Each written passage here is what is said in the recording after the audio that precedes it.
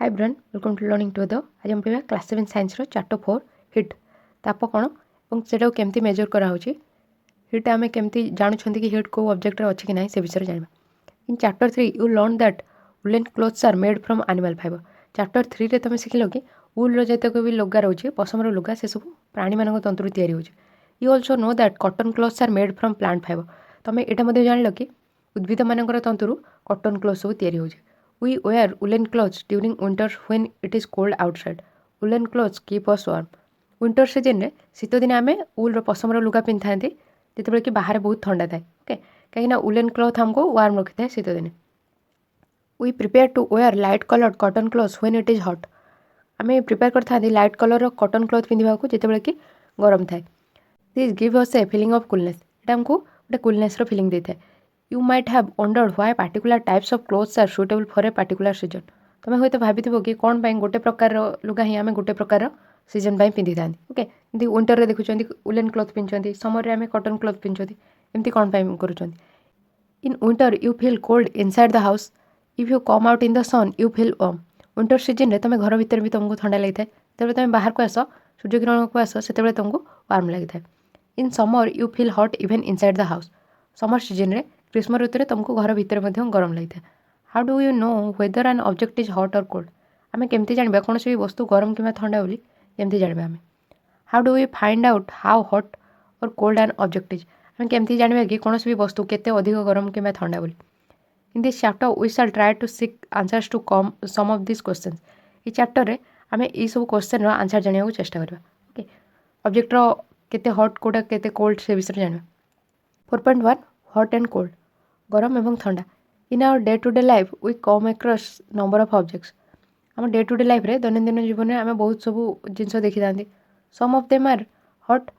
And some of them are cold किसी गरम थाए और किसी ठंडा tea is hot and ice is cold बुझे टी है गरम थाए कि आइस ठंडा थाए ओके बरफ ठंडा थाए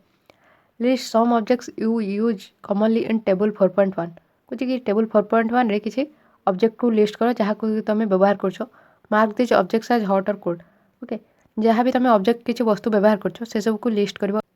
ये टेबल 4.1 रे देती हॉट एंड कोल्ड ऑब्जेक्ट कोटा हॉट और कोल्ड ऑब्जेक्ट कोटा ठंडा गरम वस्तु से चिन्हब आइसक्रीम ये ऑब्जेक्टर ना सब देती एंड कोल्ड और कूल वार्म और हॉट कोटा अधिक गरम कि अल्प गरम बहुत ठंडा कि कम ठंडा से सब दर्शाइब आइसक्रीम को जगह रहा कोल्ड रे रहा स्पून इन टी कप रे गोटे स्पून अच्छे से जगह रहा हट रे रहा फ्रूट जुइस यहाँ कौन कोल्ड रे रहा handle of A frying pan गोटे तावार हैंडल से कौन हट रे जीव ओके एमती आहरी जहाँ भी ऑब्जेक्ट तुम दैनंदिन जीवन में व्यवहार कर से सबको लिस्ट कर टिक कर do not touch objects which are too hot कौन भी एमती जिन को छुनी जो गुड़ा कि बहुत गरम थी be careful while handling a candle flame और ए स्टोव कुछ केयरफुल रो जिते भी कौन कैंडल तुम फ्लेम अगर किसी कार्य कर स्टोव किसी कार्य कर केयरफुल रो we see that some objects are cold while some are hot आम देखले कि किसी वस्तु ठंडा और किसी गरम you also know that some objects are hotter than other while some are colder than other तुम जान कि किसी वस्तु अन्य वस्तु बहुत ठंडा बहुत गरम थाए और अन्य किसी बहुत ठंडा थाए okay how do we decide which object is hotter than the other आम केमती निष्पत्ति नवा कि कौन वस्तु अन्य वस्तु बहुत अधिक गरम we often do it by touching the object आम यहाँ केमती जानी कौन वस्तु को छुईक आम जानी से गरम अच्छी अन्य वस्तु but is our sense of touch reliable let us find out कुछ चलो खोजा कि आम जो सेंस ऑफ टच रही है छुईकी जापर कौटा के अधिक गरम ठंडा ताऊपर आम भरोसा करें चलो से खोजा एक्टिविटी 4.1 कार्य 4.1 take 3 large mugs label them as A B and C put cold water in mug A and hot water in mug B कुछ कि एक्टिविटी 4.1 रे कार्य 4.1 रे 3टा बड़ मग नवा को लेबल कर तार नेम दब ए बी सी गोटे कोल्ड वाटर रख मग ए रे और मग बी रे किसी कौन हट वाटर रख गरम पानी रख mix some cold and hot water in mug सी कुछ मग सी रे किसी हट और कोल्ड वाटर मिसाओ ये देखिए make sure that water is not so hot that you burn your hand यहाँ देखिए कि वाटर बहुत अधिक गरम ना तुम हाथ जल जाओ ये 3टा मग नहीं ए रे नहीं हट वाटर बी रे नहीं कोल्ड वाटर सी रे नहीं हट एंड कोल्ड मिसेकी गरम और ठंडा पानी नहीं ओके देन कही कि now dip your left hand in mug A and the right hand in mug B कुछ कि तुम लेफ्ट हैंड को मग ए रे रख और राइट हैंड को मग बी रे रख एटा को तुमको 2-3 मिनिट्स तुमको तुम हैंड को रखिबार अछि। After keeping the hands in the 2 mugs for 2 to 3 minutes put both the hands simultaneously in mug C figure 4.1 बुझे फिगर 4.1 ने दर्शे कि तुमको 2-3 मिनिट्स हॉट वाटर एवं कोल्ड वाटर रे तुम हाथ को रखिबार अछि। देन एका सहित ही मग सी रे तुम हाथ को रखिबो एवं रखला परे देन से क्वेश्चन करछि कि do both the hands get the same feeling कि दीटा हाथ में तुमको समान अनुभव होउछि कोटा को हैंड कोल्ड फील होछि कोटा हॉट फील होछि सेटा पचारि कि कोन दीटा हाथ में तुमको समान फीलिंग आछि कि Buju says my left hand tells me that the water in mug C is hot and the right hand tells me that the same water is cold. What should I conclude? बुझु कौच कि मो left hand मते कौच कि water जोटा मग सी रे अछि सेटा hot अछि एंड राइट हैंड कौच कि सेम वाटर ताको कोल्ड लागुछि। ओके एथिरु से कौन कनक्लूड करिवो तो जो हैंड से रखिथिला हॉट वाटर रे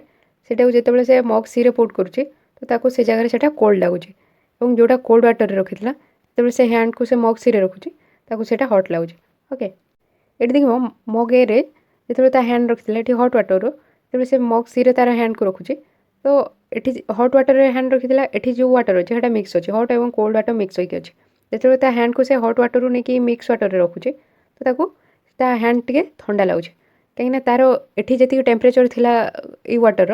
एठी कोन ता तुलना रे सेटा टिके कम अछि तार बॉडी रो टेम्परेचरटा सेटा वाटर को ट्रांसफर होछि सेटा तुम आगो पड़िबो सेमती कोल्ड वाटर रे जो हैंडटा थिला जेतेबेले से मिक्स वाटर रे तार हैंड को रखुछि तो सेतेबेले ताको हॉट रो फीलिंग आछे ओके ता हाथ को गरम लागु सेटा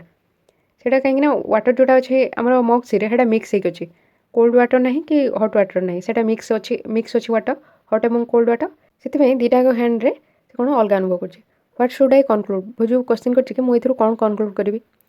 Bojo's confusion shows that we cannot always rely on our sense of touch to decide whether an object is hot or cold. भोजूर जो कन्फ्यूजन को देखिकी तार गोटे हैंड को ताको कौन हट फिलिंग अच्छे आ गोटे हैंड रे ताको कोल्ड लगुचे तो इथिरु तार ई कन्फ्यूजन रु आमको एटा दर्शाउछि कि सेंस ऑफ टच को लेकिन आम डिसाइड कर परिबानी कि कौन वस्तु अधिक गरम किंबा ठंडा ओके छुईकी आम कहि परिबानी कि कौन वस्तु अधिक गरम किंबा ठंडा sometimes it may deceive us एटा होय तो बेले बेले आमको धोखा दे पारे then how do we find out how hot an object real is तेला आम केमती जानिबा कौन वस्तु केते गरम बोली a reliable measure of the hotness of an object is its temperature कौन से वस्तुर जो हॉटनेस रही केते गरम से वस्तु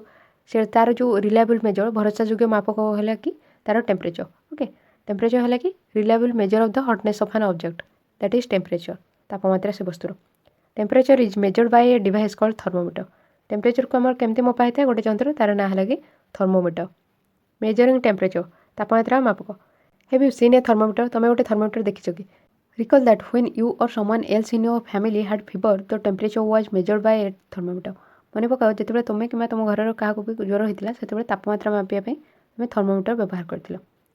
तो thermometer that measures our body temperature is called clinical temperature thermometer clinical thermometer आम क्या कहते जो थर्मोमीटर की आम बॉडी टेम्परेचर को मेजर कर आम क्लिनिकल थर्मोमीटर कहते okay hold the thermometer in your hand and examine it carefully thermometer को तुम हाथ में धर और भल भाव देख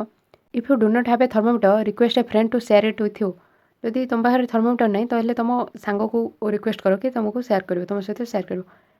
clinical thermometer looks like the one shown in figure 4.2 figure 4.2 रे जमती देखी सेमती क्लिनिकल थर्मोमीटर देखाई थे ओके एटा गोटे क्लिनिकल थर्मोमीटर यार गोटे एंड रे रोचे बल्ब रोचे ता भितर मर्क्यूरी रोचे पारद रोचे ओके एगुड़ा सब टेम्परेचर दर्शाई 35 ରୁ 42 डिग्री सेल्सियस पर्यंत अच्छे ये आम से विषय पढ़ा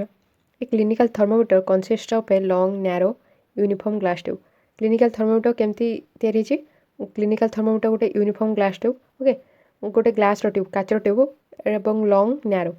it has a bulb at one end गोटे एंड रे तार बल्ब रोचे दिस बल्ब कंटेन्स मर्क्यूरी से बल्ब रे मर्क्यूरी रोचे outside the bulb a small shining thread of mercury can be seen bulb रे आउटसाइड रे हमें गोटे छोट शाइनिंग थ्रेड ऑफ मर्क्यूरी गोटे सोता देखिपर ओके यहाँ रोचे गोटे बल्ब रोचे या भर रोचे मर्क्यूरी रोचे आउटसाइड को आम कहे कि देखिपर गोटे शाइनिंग थ्रेड ऑफ मर्क्यूरी देखिपर देन कहे कि if you do not see the mercury thread rotate the thermometer a bit till you see it बुझे जदि तुम मर्क्यूरी थ्रेड देखिपार टे रोटेट कर थर्मोमीटर को टे रोटेट कर जहाँद्वारा कि तुम यहाँ देखिपर you will also find a scale on the thermometer तुम गोटे स्केल पाइब thermometer the scale we use is the Celsius scale indicated by degree Celsius जो स्केल व्यवहार कराई थर्मोमीटर में सेटा है कि डिग्री सेल्सियस रही ओके सेटा सेल्सियस स्केल व्यवहार कराई आमर इंडिया रे सेटा सेल्सियस स्केल व्यवहार कराई एटा कौचे रही सेल्सियस स्केल ओके ऊपर रही 35 रु 42 डिग्री सेल्सियस स्केल रही ये फारेनहाइट स्केल रही 94 रु 108 पर्यंत रही ओके 108 डिग्री फारेनहाइट पर्यंत रही Would you wondered which of the two scales shown in figure 4.2 he should read? कुछ जो स्केल देटा देखी Fahrenheit scale and degree Celsius ता भितर से कोटा को रीड कर पहली told him that India has adopted the Celsius scale and we should read that scale पहली तो कहला कि इंडिया रे आमे अडॉप्ट करछंती सेल्सियस स्केल को और तुम सेटा को पढ़िबो the other scale with the range 94 to 108 degrees is the Fahrenheit scale it was in use earlier जो अन्य स्केलटा देखी 94 रु 108 डिग्री पर्यंत सेटा फारेनहाइट स्केल और एटा पूर्वर व्यवहार कराला ये देखिले दुईटा स्केल अच्छे गोटे सेल्सियस स्केल गोटे फारेनहाइट स्केल ऊपर देखिए जोटा से सेल्सियस स्केल 35 रु 42 डिग्री सेल्सियस पर्यंत सेल्सियस स्केल अच्छे और 94 रु 108 डिग्री फारेनहाइट पर्यंत फारेनहाइट स्केल अच्छे ओके फारेनहाइट स्केल पूर्वर व्यवहार कराला एबे हमर इंडिया रे सेल्सियस स्केल व्यवहार कराउछ a clinical thermometer reads temperature from 35 degree to 42 degree Celsius a clinical thermometer रे टेम्परेचर आमे 35 डिग्री रु 42 डिग्री पर्यंत रीड करथांती next activity 4.2 reading a thermometer thermometer को केमती रीड कराऊँ से विषय में नेक्स्ट क्लास पढ़ा साइंस अन्य चैप्टर वीडियो आप वीडियो डिस्क्रिप्शन रे क्लास 7 साइंस प्लेलिस्ट रे चेक करेंगे चैनल प्लेलिस्ट रे क्लास 7 साइंस प्लेलिस्ट चेक करेंगे फास्ट कमेंट रे चेक करेंगे क्लास 7 साइंस प्लेलिस्ट चेक करेंगे ओके यार पर जहाँ भी वीडियो आसो आपको ये वीडियो डिस्क्रिप्शन रे लिंक मिल जाए जदि आज आप वीडियोटा हेल्पफुल है तो वीडियो लाइक करेंगे चैनल को यदि सब्सक्राइब करना तो करने सब्सक्राइब बटन साइड रे bell icon all notification press कले जो नुआ वीडियो आसे आपको ता नोटिफिकेशन मिल जाए आपन फ्रेंड मानकर जूनियर सीनियर जार भी दरकार अच्छे से शेयर करूँ